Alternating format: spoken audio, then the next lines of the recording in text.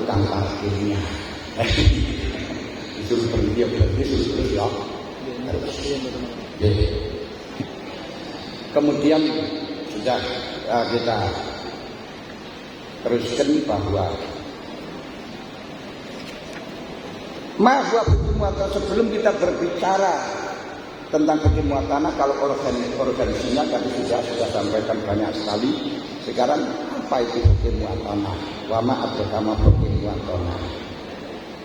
Karena sebelum kita melangkah dalam setelah itu harus tahu arkeologi yang banyaknya sebelum tanpa tahu kan tidak bisa hasil, tidak bisa sampai pada tujuan. Fikih kebangsaan, yaitu kata fikih dan kebangsaan yang bahasa Arabnya disebut dengan qaumiyah atau disebut dengan muatanah. Kalau fikih lughatan jelas. Fikih secara bahasa adalah al-ahkam asy-syar'iyyah al-amaliyah al-muktasab min adillatiyah at-tafsiriyah. Itu jenis fikih. Beberapa hukum-hukumnya Allah yang bangsa syariat. Al-amaliyah yang diamalkan, al-muktasab min adillatiyah yang didapatkan dengan jerih payah dari beberapa dalil. Jadi cara bagaimana? Seperti saya sampaikan caranya seperti tadi, itu jerih payah dengan mengkaji akhirnya menyimpulkan. Al-muktasab min adillatiyah tafsirnya secara detail. Itu diarani fikih. Berarti muatanah apa? Muatanah itu dalam secara bahasa adalah makamul insan atau makor tempatnya manusia, tempat domisilinya manusia. Atau muatanah dari setelahnya asal tempat watona itu tempat domisili. Watona yuwatinu muatanatan wafaqa yuwafiqu muwafaqatan sama wasnan wa maknan, berarti orang-orang yang sama-sama menempati satu tempat domisili. Makanya Abdul Biyah mengatakan bahwa fikih muatanah itu adalah sebagai hubungan yang bisa menjadi milik dari afrad, dari individu yang berkumpul, yang di situ tulisannya manusia yang menempati pada satu tempat, satu tanah. Yang berarti kalau fikih muatanah bangsa itu artinya di sini fikih yang mengatur tentang penduduk yang berdomisili pada suatu daerah, yang daerah itu tidak terikat dengan nasab, tidak terikat dengan agama, tidak terikat dengan adat istiadat, tidak terikat dengan suku, ras dan sebagainya.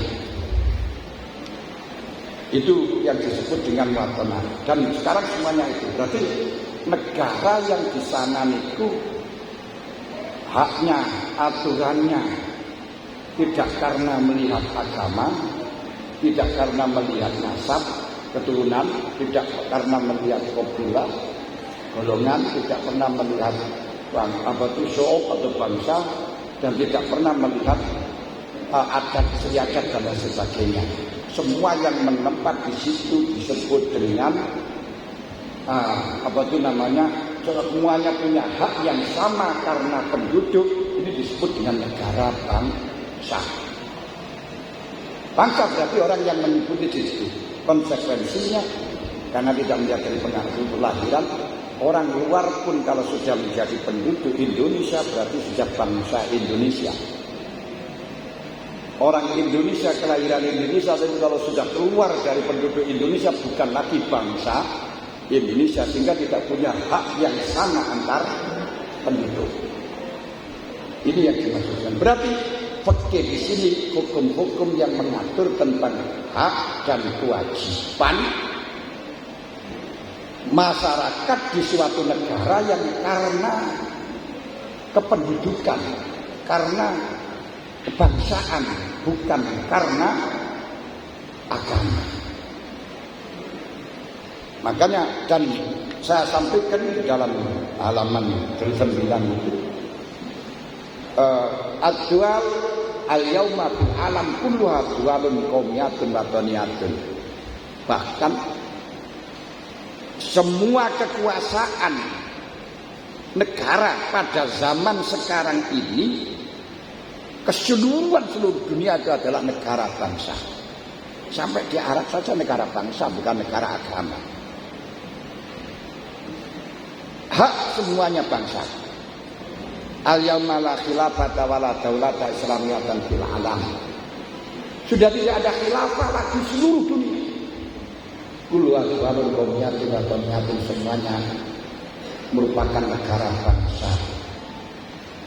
Fima madha kana syiar alladhi yahmilu muslim fi musim haji wal alam al-islami. Kalau dulu di dalam musim haji masing-masing membawa bendera Islam. Tapi waktu hadir karena syiarul wal alam al-watani, sekarang di haji pun sudah tidak ada yang membawa bendera Islam, tapi semuanya membawa bendera bangsa. Orang Indonesia di sana yang dibawa bendera merah putih. Kan apa tuh hitam sendal Allah. Jadi Alkitab Indonesia syiarul alam watani, yaitu al-ahmar wal abyad, merah putih. Wa fi usnil hadir idza lam tuhafid al-ummah ayyi watani ala syarfiha ala syarafiha fasawfa tanhadi. Karenanya di dalam bangsa kita sekarang ini, kalau kita tidak mampu menjaga umat, tidak mampu menjaga masyarakat kita di negara manapun atas kemuliaan negara itu, maka akan hancurlah negara itu, akan hancur berkeping-keping. Namun wa ma'dzalika yajibu an takuna azamatu Indonesia masbubatan wa mulawatan bil Islam alladzi wa rahmatun lil alamin. Cuman sekalipun demikian, negara Islam harus disertai, diwarnai dengan ruh-ruhnya Islam. Kalau Anda ingin memperjuangkan agama Islam di dalam negara, di dalam undang-undang, jangan katakan itu karena Islam, tapi kamu teliti. Kalau tidak dirasakan akan dampak ini, akan pada akibat ini, dan seterusnya. Ini penting. Nah, kemudian ini Bu, definisinya, kalau buat dan seterusnya teman baca sendiri. Hubungan atau relasi antara Islam dan Watonia, Islam dan negara bangsa, al-waton markazun namakor misabitin tentang itu wahidul ummah. Tanah air adalah pusat pemersatu bangsa, sekaligus kebesaran Islam, sekaligus kebesaran Islam. Ini jadi tanah air al-waton negara Indonesia tentunya markas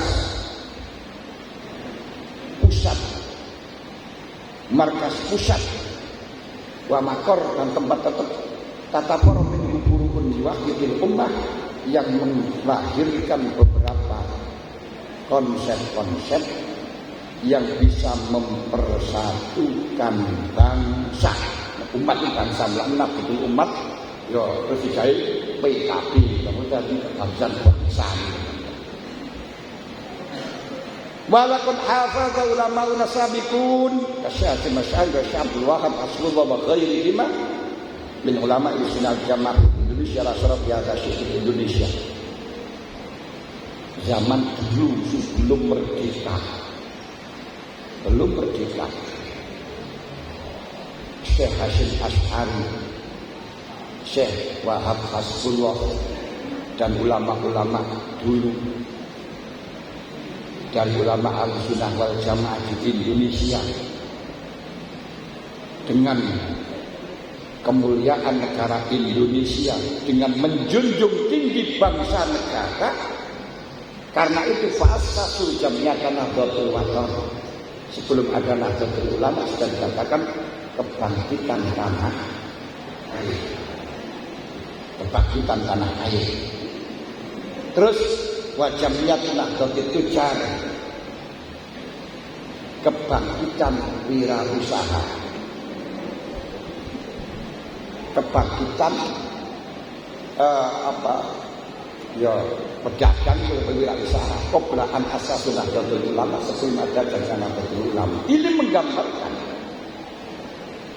betapa perhatian beliau kepada negara bangsa itu belum ada. Bahkan belum ada negara Indonesia sudah merumuskan tentang negara bangsa. Ini luar biasa. Pak Indonesia laisa daulatan Islamiyah.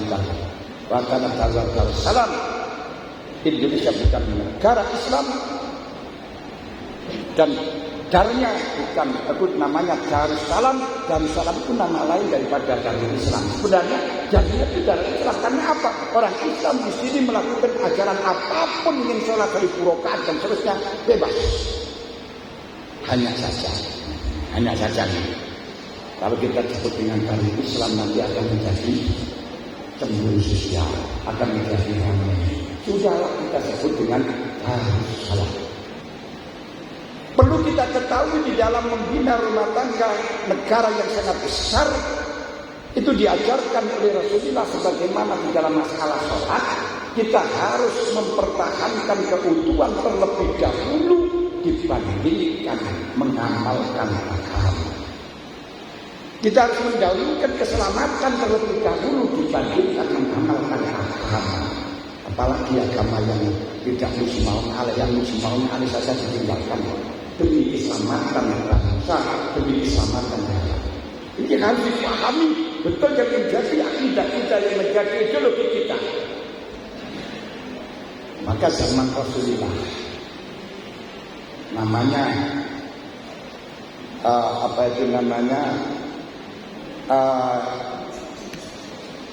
Ammar bin Yasir itu sudah membuat gebrakan rumusan yang semacam ini. Apa gebrakan rumusan itu? Yaitu ketika beliau ditangkap oleh orang-orang kafir, kemudian ketika ditangkap oleh orang-orang kafir, beliau itu diperintahkan untuk menyembah berhala. Lalu apa yang dilakukan?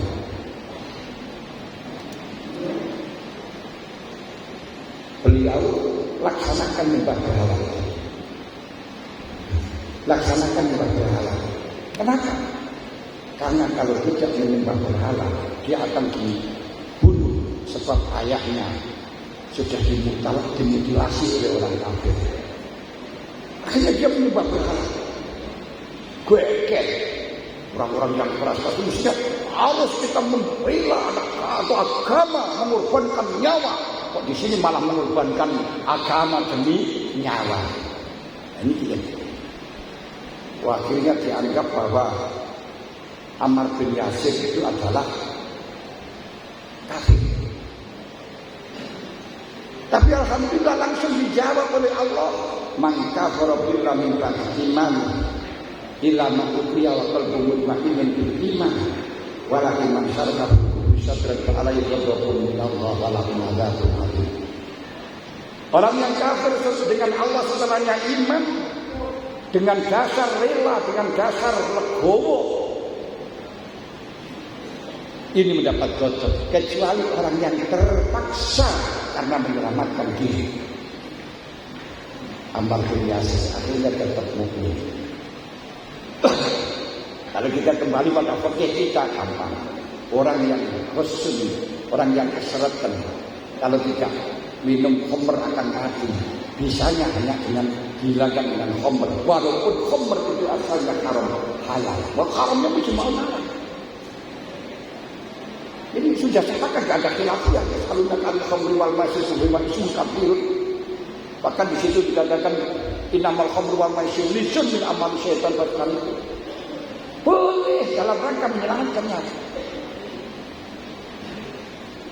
Demikian pula kita di dalam bepergian, di mana kita nggak boleh asalnya puasa atau tidak boleh kita mokel yang wajib puasa.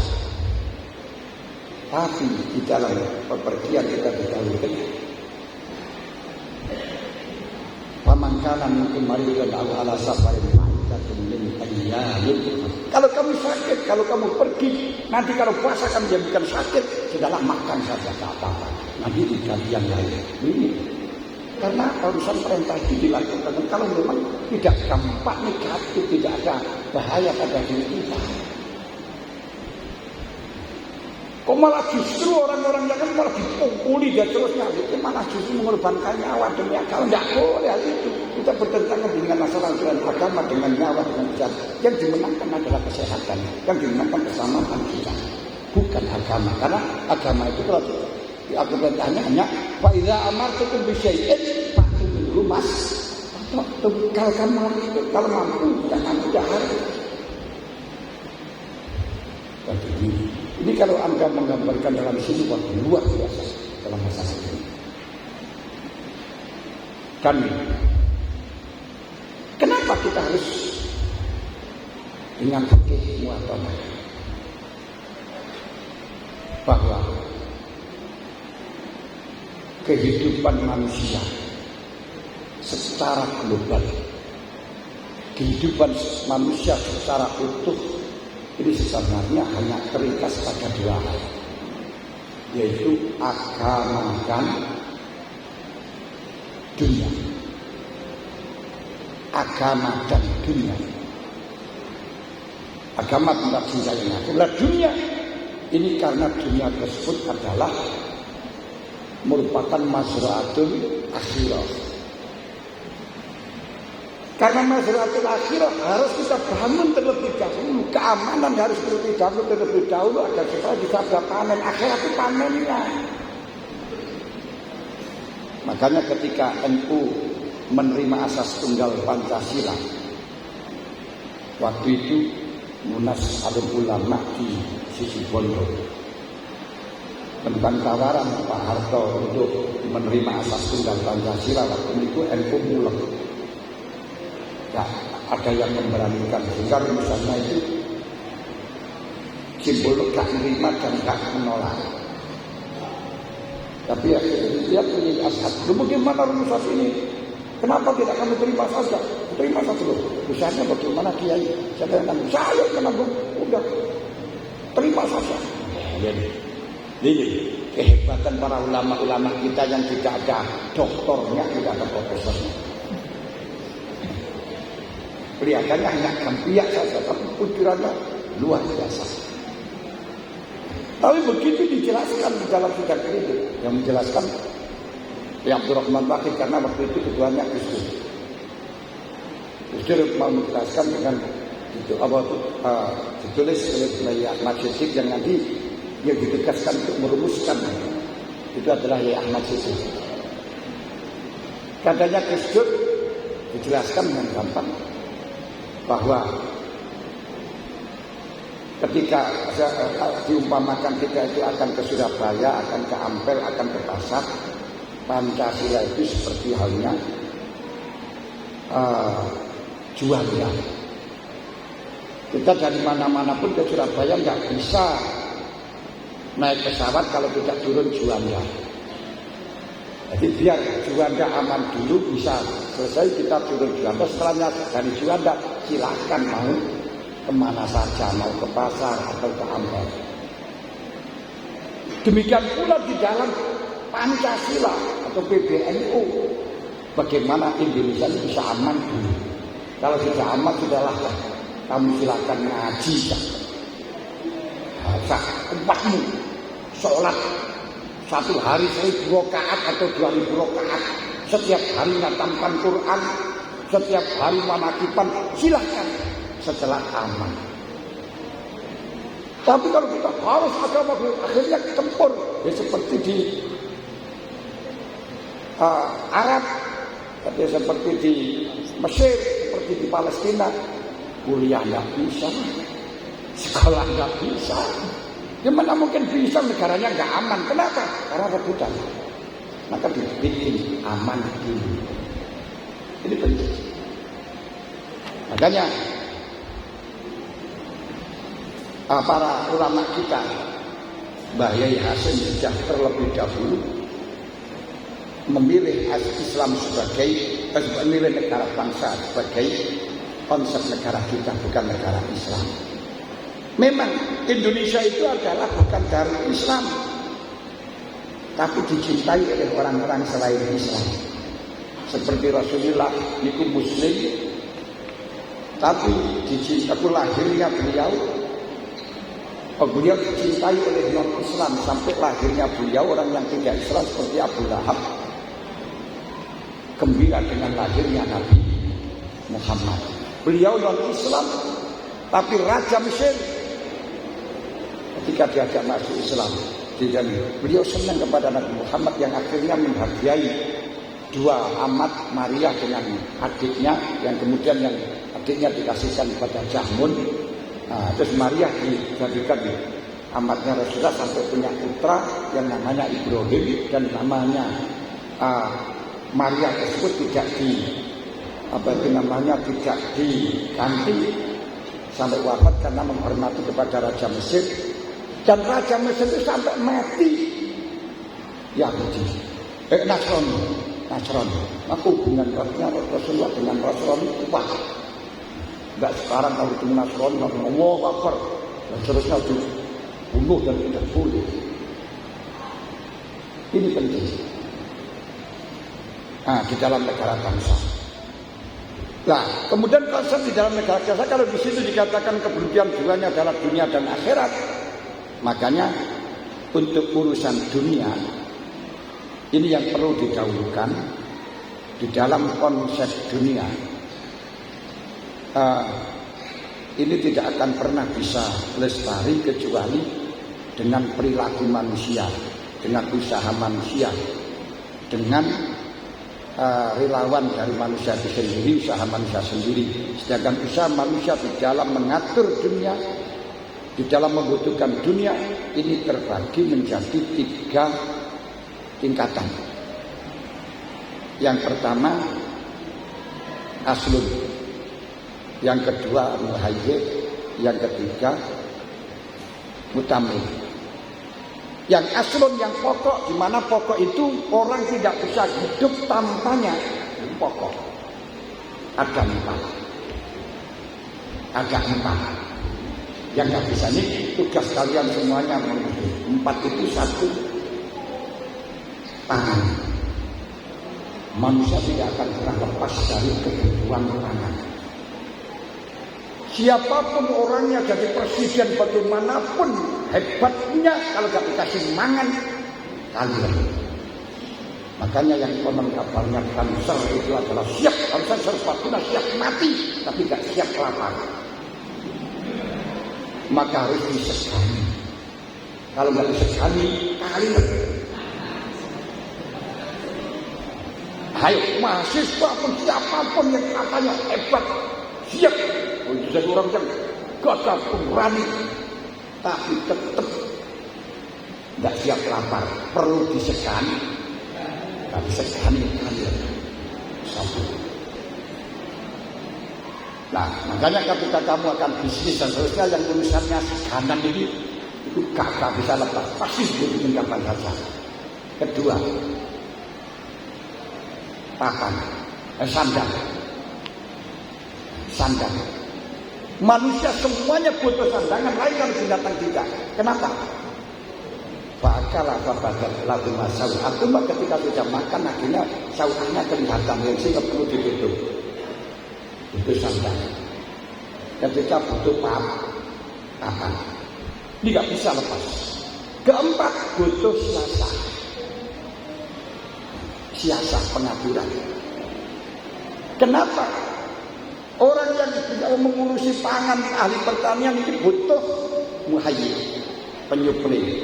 Pertanian yang itu bikin makanan dia butuh selepan, butuh luku, butuh pacul, butuh arit, dan lain sebagainya, yang ini petani nggak bisa bikin. Yang bikin adalah al-haddad, tukang pandai. Tukang jahit butuh pertanian. Tidak bisa tanpa pertanian karena butuh kapas. Tapi alat untuk mengupas kapas, untuk menyambung menjadi tenun, harus butuh alat tenun, butuh pertukangan. Juga butuh alat-alat tukang yang bikin adalah pandai.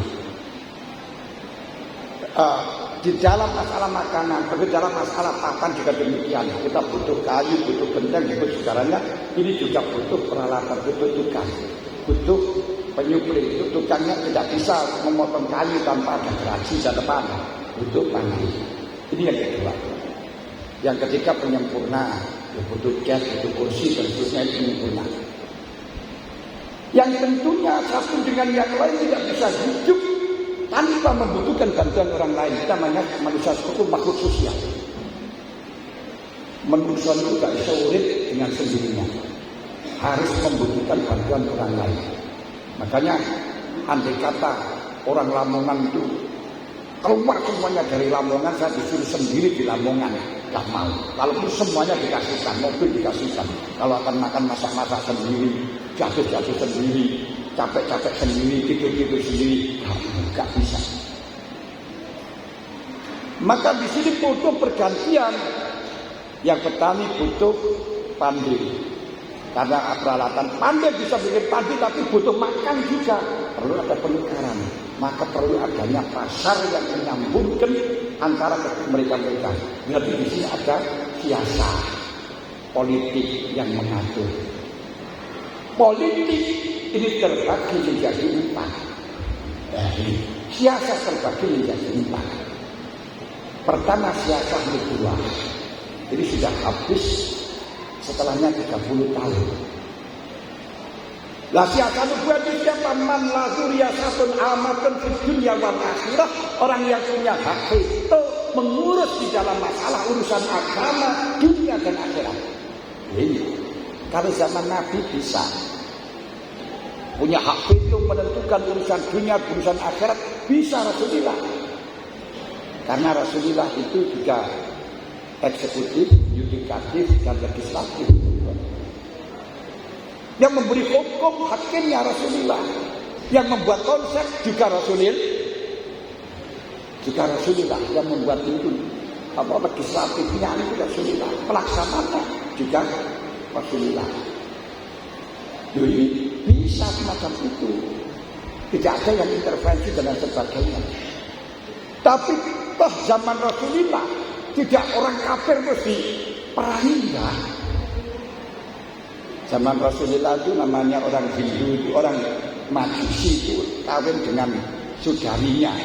Ini biarkan kan? Karena bukan orang Islam. Ini. Nah, kemudian urusan nubuwah ini kalau diletakkan sekarang pasti geger. Kalau khilafah nubuwah pasti geger. Karena tidak ada orang satu yang mampu untuk menguasai urusan dunia dan akhirat, dan orang percaya semuanya, nggak ada. Itu sudah sampai itu yang saya sampaikan tadi, korban daripada negara khilafah. Maka pindah yang kedua, yaitu siasatul umarah, model negara bangsa.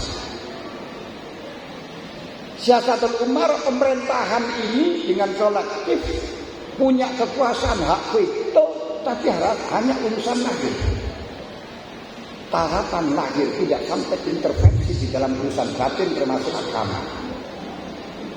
Makanya di dalam waktu masail PBNU Munas di Banjar merumuskan pemerintah tidak punya hak untuk mengatakan ini aliran sesat atau tidak sesat, tak punya hak.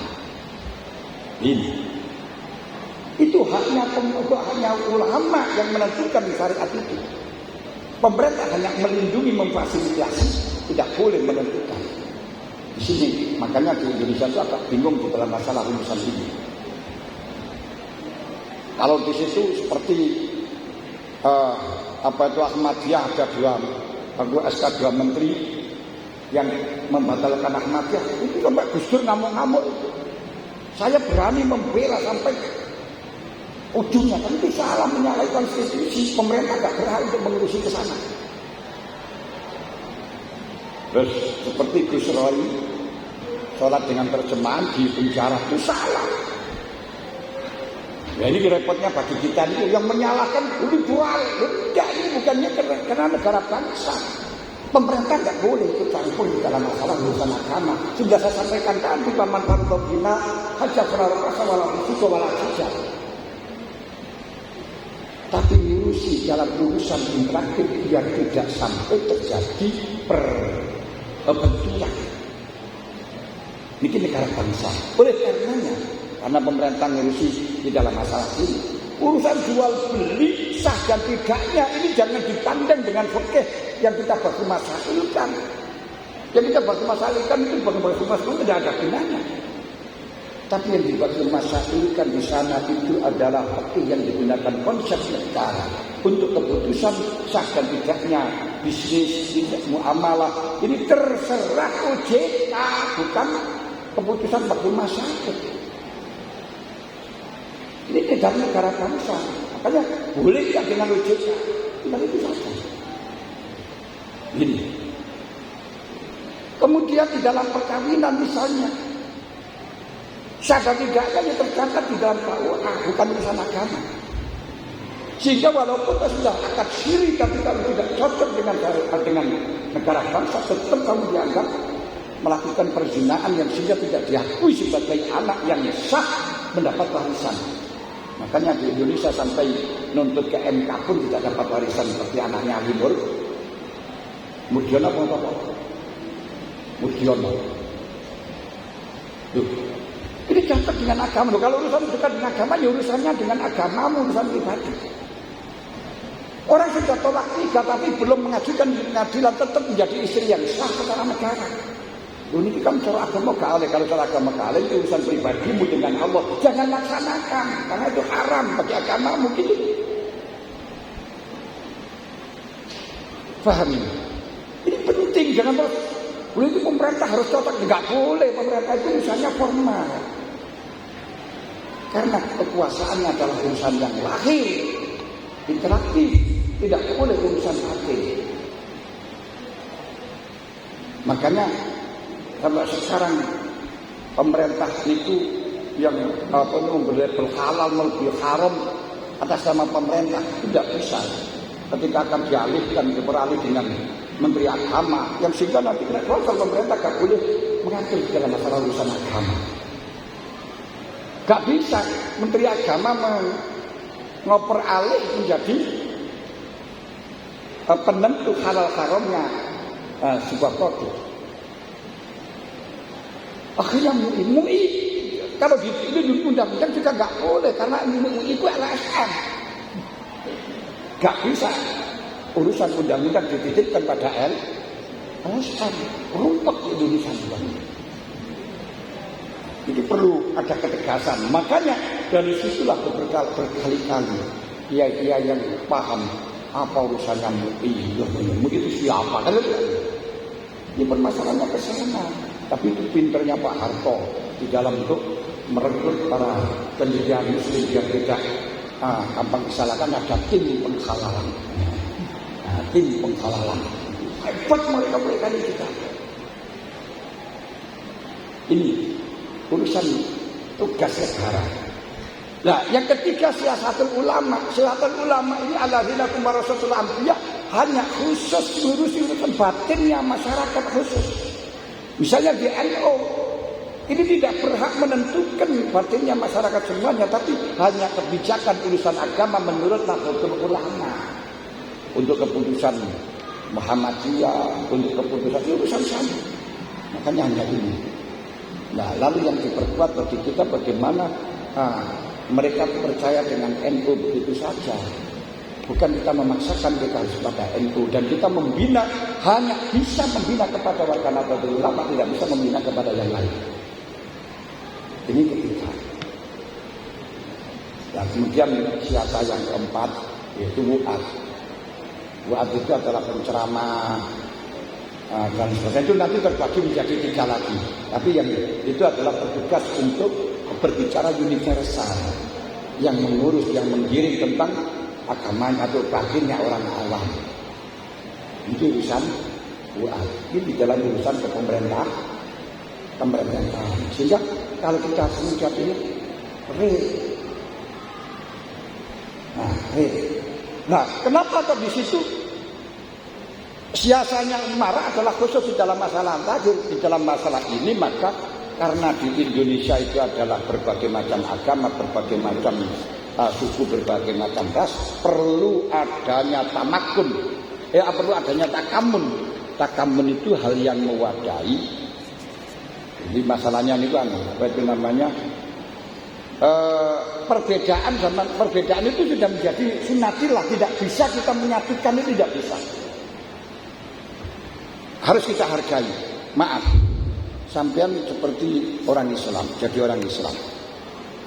Jadi orang Islam ini bukan pilihan Anda itu. Hanya ketepatan orang tua Anda Islam. Ibu Anda Islam, kalau lahir di daerah Islam, makanya menjadi Muslim. Andai kata kalau lahir di Manado, ayahmu Kristen, ibumu Kristen, mungkin juga kamu akan Kristen. Mereka yang Kristen itu juga bukan pilihan. Juga bukan pilihan. Nah gitu loh. Yang itu juga bukan pilihan. Nah, tapi itu merupakan sunnatillah. Maka di sini harus kita jadikan diwadahi dengan wadah yang bisa mempersatukan perbedaan dari beraneka ragam suku, ras, agama yang dikumpulkan di dalam Bhinneka Tunggal Ika. Berbeda-beda suku, berbeda bahasa, tapi tetap satu bahasa Indonesia, satu bangsa Indonesia, satu tanah air Indonesia. Nah, tentunya harus ada titik temu. Nah, ini yang dimaksudkan dalam perkara bangsa di sini, harus ada titik temu yang bisa menyembadani semuanya agama, yang bisa melindungi semua agama di Indonesia dan sepakati oleh agama Indonesia. Belum lagi nanti kalau kita bicara amar ma'ruf nahi munkar itu bagaimana? Wah, ini perlu kajian panjang itu. Seperti gampang kalau orang maksiat, orang buka warung puasa-puasa dipentungi, nah itu melanggar dosa besar itu. Dan itu orang bodoh-bodoh, orang yang nggak ngerti agama. Kenapa? Karena kajiannya hanya satu kitab tadi saya katakan.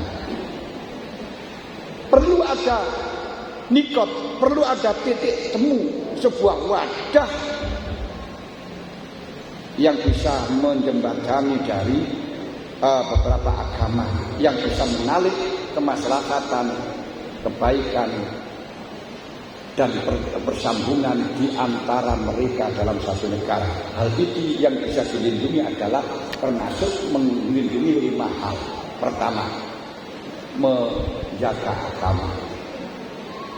Semuanya manusia ini pasti akan berpegang teguh dengan agamanya, dengan kemuliaannya, bahkan sampai ta'assub, sampai fanatik dengan agamanya. Sehingga paling gampang digunakan untuk meraih politik simpati masyarakat hanya agama. Dan penjualan yang paling gampang diikuti adalah dengan menjual agama.